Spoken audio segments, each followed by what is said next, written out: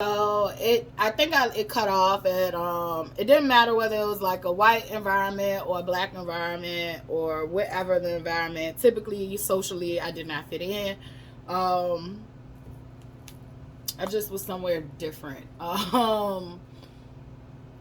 I would have to learn to adapt and to fit into my surroundings as much as possible. However, I still stood out like a sore thumb to me anyway. Um, but yeah, I don't know what made me go down this little lane. But like I told y'all, I pretty much, wake up, think about, listen to that inner voice and let that guide me on what I'm going to talk about. And early childhood came up.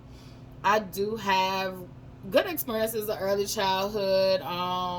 However, I do have some crazy ass stories. Like, this is one that me and my mom argued about for years. Like, she would say, I would call her friends that came over like her boyfriends, and they did not like.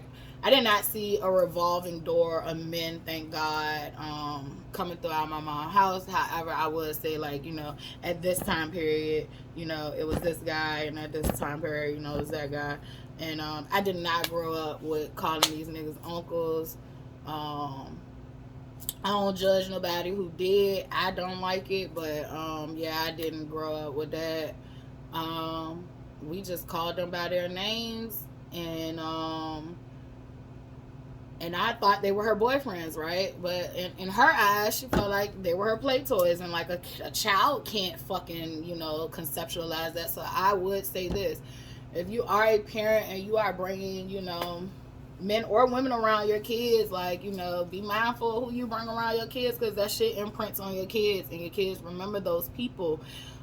You might not think they do, but they do. And they definitely remember the ones that you arguing, fussing, and cussing with. So, they're going to remember them the most. And they're going to remember the nicest ones the most. So, be careful how you are introducing people, to your children.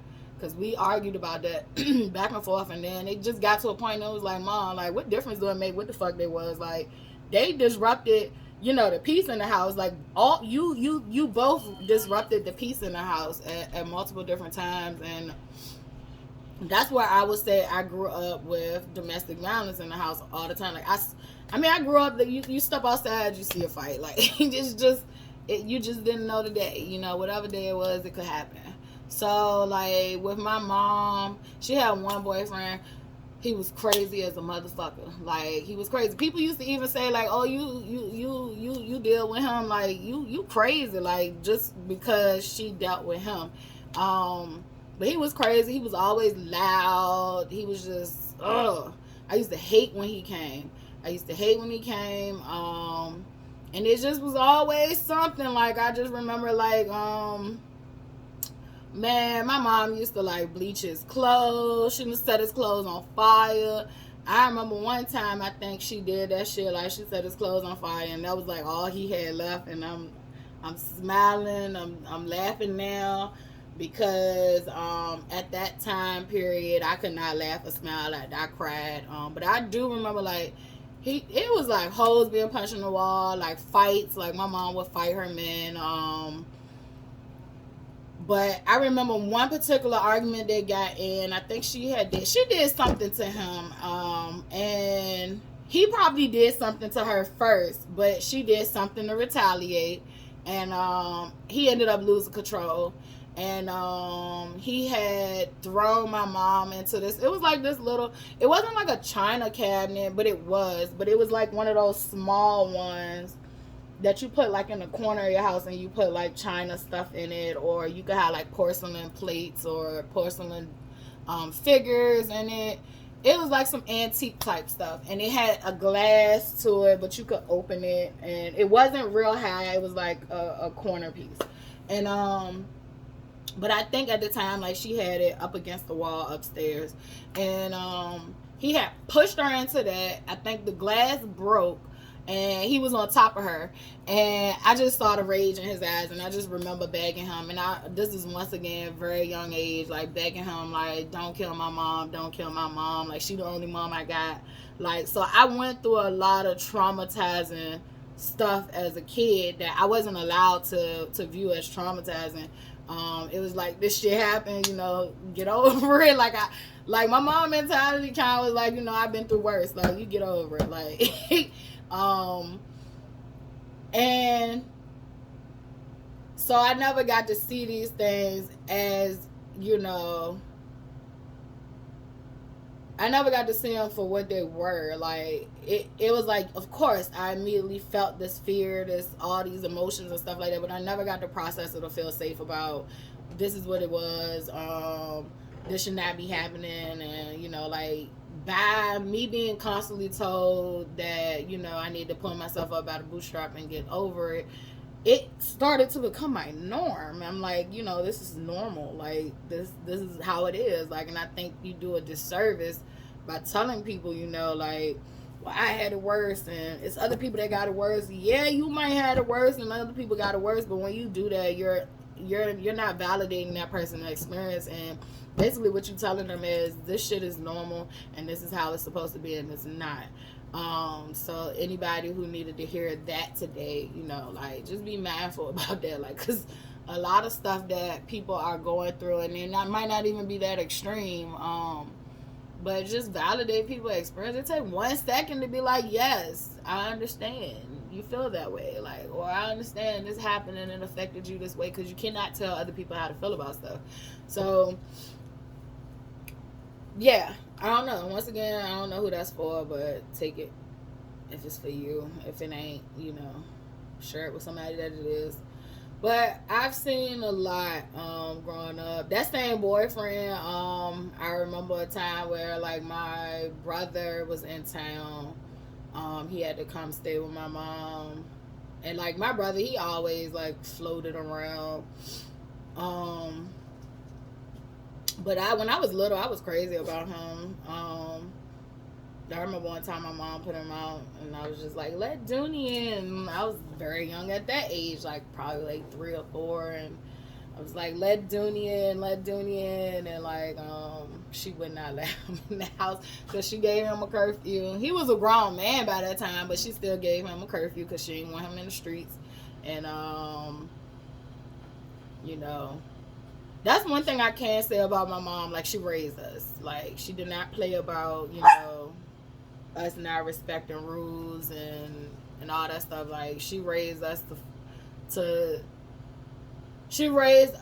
to have home training and respect certain rules, morals, and values. Like, she definitely did do that, and she did a great job at that. But I do remember one particular time, like, my brother, he probably had to come deal with us, and her crazy ass, whatever she want to call him, he came over, and him and my mom had got to arguing, and my brother ain't going with that shit, and I was just, by that time, like a nervous wreck. Like, every argument that ensued, every fucking argument, fight in my house, like, I was a nervous wreck. Like, I literally have flashbacks to this day to certain events in my life, and I knew I was gonna have them when I was younger, because I would constantly have flashbacks, but I was constantly told, like, that's over and done with. Like, but that impact is that impact. And I just remember, like, my brother, like, he wasn't with that shit, like, at all, and he beat the shit out of him. Like, he beat the shit out of him in the house. Him and my mama, they both was beating the shit out of him. But my brother was beating the shit out of him the most. And I don't know, somebody was beating him with a phone. Like, so I literally grew up, when I say I grew up seeing violence, like, I grew up seeing a lot of violence. I do not glorify it. I wish things had have been different. But I definitely feel like, it made me who I am today. And even though I grew up seeing a lot of that violence, I still would in turn not try to be overly violent to others. Like, I've made some mistakes, but I definitely try not to be overly violent. I also used to be on some shit where, like, you know, a lot of people have, like, picked on me, bullied me, said some shit to me, and I might not have fought them, and they might have took it like I was scared of them, but I wasn't scared of them. I was scared of what I want to do to you. So, like, if I got to a point where I was gonna fight you, it's just I just couldn't hold that shit in no more. Like, it just got to that point, and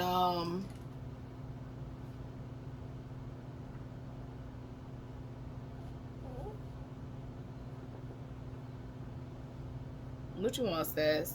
But yeah, like that's definitely some traumatic early childhood experiences.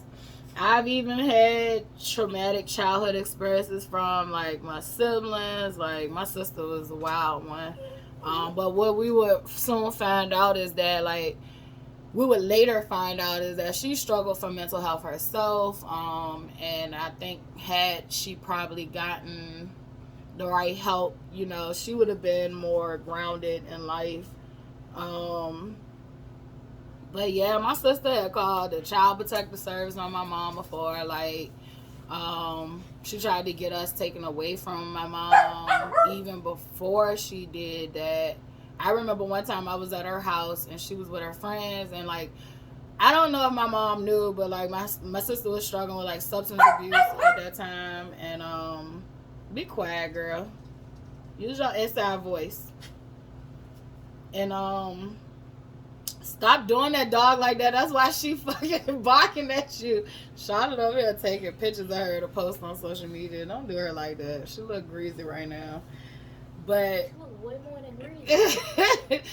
But I would like I would say like when I went over there, like she was with her friend, and like I was young again. But I was young, and my mom, that's what I taught my child this, but like my mom taught us our phone number early. She taught us the address, all that stuff early. So if anything ever happened, like we knew how to contact home. So I was young. I don't even think, I can't remember how old I was, but I was young. But she let me go in my sister's house that particular time. I overheard my sister talking to her friends saying, yeah, like, you know, I'm going to take her kids from her. And she was talking about how, like, my brother, dad paid child support. And Charlotte. I'm not taking a picture of him. I'm taking a picture of myself. That looks like you taking a picture of me. I don't even give a shit, Charlotte. Stop. Don't play with me. See? Go play with your toys. See? I'm taking a picture of myself. Your fingers can be real quick. But anywho, stop messing me up. You messing yourself. Your ass gonna live under a bridge. You keep messing me up. Your brother. Yep, you gonna be right with him. Get your feet off my stuff. Now you playing too much. Charlotte, I'ma punch you. What happened to feet? Nah, your feet don't belong on my table. You acting like a wild fucking animal. Go in your room. Bye. I ain't got no gentle parenting for you today. No, clean the room that you were supposed to do yesterday. I did most of it. You did most of it. Matter of fact, give me the phone, because I told Charlotte. Hold on, pause. Alright, I'm back. Yeah, she was supposed to clean her room up yesterday, and she halfway did it, so I'm taking the phone. That is a part of parenting that I am learning how to navigate by holding her accountable. Dante used to do that stuff, and I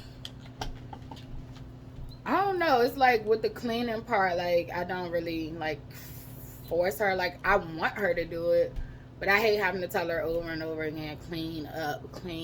It's like I just feel like I might as well do it myself. But Dante ain't play that shit with her. Like she used to have to do it. He was standing on business with her. So now I'm learning how to be the person that stands on business and take shit from her. So I've taken the phone. Next it'll be that desktop that she like to play on if she can't get it together. But and I probably won't take it out the room. I'll just take the plugs. I've seen that. I think Judge Lynn taught me that. Just take the plugs. And that makes so much sense. And then if she keep cutting up, I'm gonna change the Wi-Fi password on her, and that'll really kill her, cause she can't watch TV because we do streaming, we don't do cable. So, and then again, it might not kill her because she's used to like actually finding things that she can do. Like she's big on Legos and creating and building and stuff. So I would probably have to clean out the whole goddamn room myself just to fully punish her. I know what would grind her gears though is taking the doors off the hinges. That would make her mad. But I don't know why I just went there, but yeah, like that's me and my kid. We interact like that. She knows I have a party mouth. Like I talk to her like that, and we're fine. She'll tell me like if I'm being too rough with her, and I'll listen and I'll put that shit back. But like she know I'm joking. Joking at this point, and I do play with my child. Like it's just know when to cut that shit off. And sometimes she don't, and I have to show her or tell her like. And it's just as simple as that. But I do try to have a relationship with her where she can verbalize and stay how she feel, because I did not always have that. And even if I could verbalize it and stay how I feel, it did not change a damn thing. So yeah, I try to let her have a voice without her being angry, because I think that's the only time I got to have a voice is like when I done lost my man. So yeah, but yeah, that situation happened where my sister definitely, like she was in there plotting and scheming. She was like, yeah, with my brother, his dad paid child support on time every month. She was like, he come with a check, and then if I get her, her dad, he'll have to pay child support, because like my dad was military, retired, like, so she knew he had money to pay. So she was looking at us like coins, like we was a bag, and she was like, yeah, because she's doing drugs and she drinking, and she's just talking all this big shit while her life, wasn't all put together either. Because her daughter was coming back telling us what the fuck she was doing and how she was doing it. And that's how we knew, me and my brother, like, we knew that her mom was getting decent, because she came back and told us and showed us how the fuck, her mom was doing it. We was like, yeah, well, that sounds about like drugs. Like,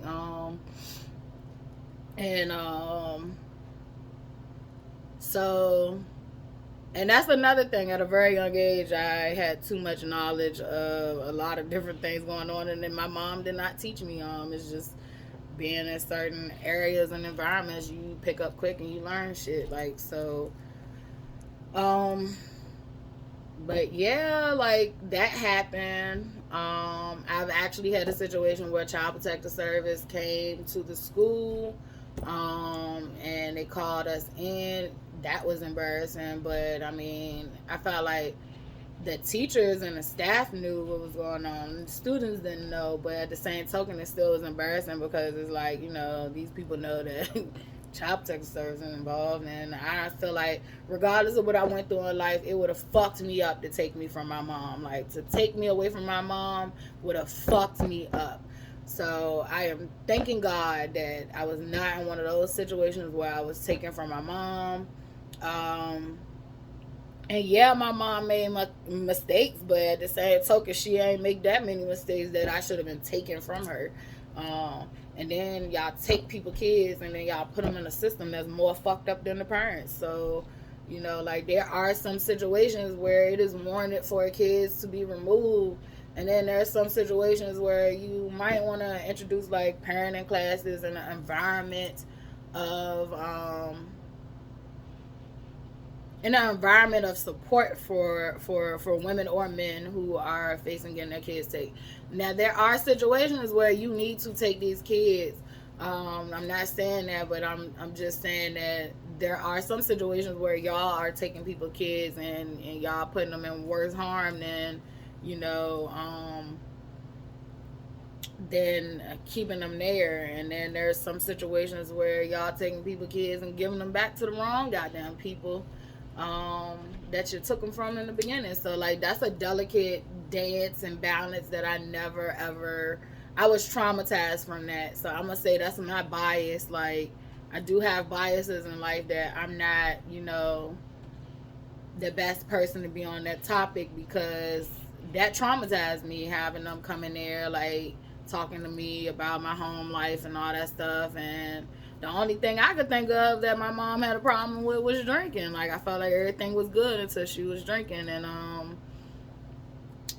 And I stated that while I was there. So, like, that was the only thing that they could really even find too. And I think somebody had called Child Protective Service on her because her water was off or her lights was off. And instead of them, trying to get her some help, they called Child Protective Service on her. And I always felt like it was my sister. But even the day that she told her friend all that, like, I got on the phone and called my mom and told my mom, like, you need to come get me now. Like, she talking about taking us. And I was really young, right? And I remember my dad got my mom, because we didn't have no car. Like, we used to walk a lot of places before we had a car. And my dad would eventually get my mom a car. And but most of my childhood, we walked until I was probably like maybe in the 3rd or 4th grade. Like, my early childhood, we walked a lot, which is good, because like I now realize, like, I like that walking. And I realized back then when I was younger, I liked that walking, even though my little legs used to get tired. But yeah, we caught the bus a lot. But yeah, my dad ended up having to come get my mom and come get me from my sister's house that time. And yeah, it was even instances that my dad used to go around telling people he was gonna take me from my mom, knowing damn well, like, you couldn't raise a fly. But yeah, my mom made some detrimental mistakes sometimes, and I feel like a lot of parents do. One thing about my mom, though, like, she made some really good choices for me and other aspects, and I can't be the woman I am today without giving credit to my mom. So, like, when I be like, it ain't no mom slander, like, when nobody be slandering my mom, like, I mean that shit. Like, you can't fuck with her. I can, but you can't fuck with her. Like, that's my mom. And it's not just me wanting to take up for her. It's just that it's like, I went through this with, like, my nephew, and I get it now. Like, my sister, which is my closest sister and will always be my closest sister, me and her had got into it after Dante died, and for good reason. She deserved it. However, I will tell her, like I text her, I don't take back what I said. I meant what I said, but my delivery was wrong. I apologize for that, and that's it. However, I do feel like, I did not always agree with how she treated not only her kids, but people, period. Like, she's very and I think she's like, so, like, trauma has gotten to her, and I think socially she don't always pick up on social cues either. And I think, she's wired the way she's wired throughout her own life experiences and trauma. And I love my sister, and I hope one day, we can figure out what our new relationship would look like, because I do want her in my life. However, I do not want her in my life like the way she was. It was too much. It was overbearing. But me and her got into it, and all I could see was this negative shit she did. These negative things flowed into my brain, all those years of negative shit she did, because she's done some pretty fucked up negative. It's not even that she done some pretty fucked up negative things. It's she has and she hasn't. So she's a good person to her core. And I think that, she means well. However, there's some crossing and some unlearning she should do. Don't mean she gonna do it, but she should do. And I called her out on that. And when I was angry with her, I was talking to my nephew, which is like my son, and I was telling him, how I felt. And he was like, he cut me off. He was like, see, my mom does have some fucked up ways, but my mom also, she did some good. Like, she taught me, you know, this and that and this and that. And who do you think, you know, raised me to be the person, you know, like you like. So, like, when you put it in that perspective, like, I understood and I was like, oh, that's his mom. Let me stop fucking talking about his mom to him. Like, because that's his mom at the end of the day. So, I warrant you guys, like, when people are venting, just remember that these people still are, you know, I don't know. I always was raised, you know, like, family. You can talk about your family, but shouldn't nobody else be talking about your family? And I think it should be a delicate balance, right? You should be able to talk about your family, and someone should be able to, you know, validate your experiences or check you if you're the one wrong. But I don't think they should jump on the bandwagon of talking about your family because it's triggering, right? You know the good in that person, and that's just that. So there's a balance between that. Um, But I'm not holding her on no pedestal anymore. So when I say that, even though, you know, I don't want nobody like just dogging her out, I mean, the truth is the truth, and you know, she was wrong at times and she was right at times. Um, so anybody going through some mommy issues, you know, you are not alone. I'm right there with you. My situation isn't even always an extreme case. I've met people who had deeper mommy wounds than I have, and I always had like a special place in my heart for them. Definitely the ones who have overcame it. That's a hard overcoming to do when you have abandonment issues from your mom, like, or mixed signals from your mom. So, like, you know, just keep working at your stuff. And if you overcame it, like, you are a strong person. We talk about daddy issues all the time, but I feel like there's not enough conversation about how detrimental to the psyche it is if you have mother wounds and mother issues and abandonment issues from your mom. Like, that shit is, that shit is not for the faint of heart. Like, I've seen that hurt a lot of people, and a lot of people not recover from that. So just want to send some love to people, you know, who have worse mother wounds than I do, and people who have mother wounds similar to mine. So yeah, I don't know, like, that is kind of like some of my early childhood. There's more. So I guess this will be a 3 part, and it's gonna end at the 3 parts. But that's just a part, a day in the life in the past of me. And yeah, today has been a good day so far. All these days have been good days, even with, you know, challenges in them, and I'm loving and enjoying it. Like, the suffering is not there. Thank you, God. Thank you, God. I do not have to suffer anymore. However, I do have to still face challenges and problems, but the suffering, I don't have to do anymore. And even when the darkness comes, like, I am the light, so I can see in the dark, and I am the darkness, so I'm okay. Like, I feel like I'm good. And I feel like if you know, then you know when I talk about light and dark. If you know, you know. So, yeah. I'll see y'all tomorrow. Well, I'll talk to y'all tomorrow because I don't see y'all. Y'all see me. And thanks for seeing me. Subscribe, like, share, comment. Let's keep these stories rolling.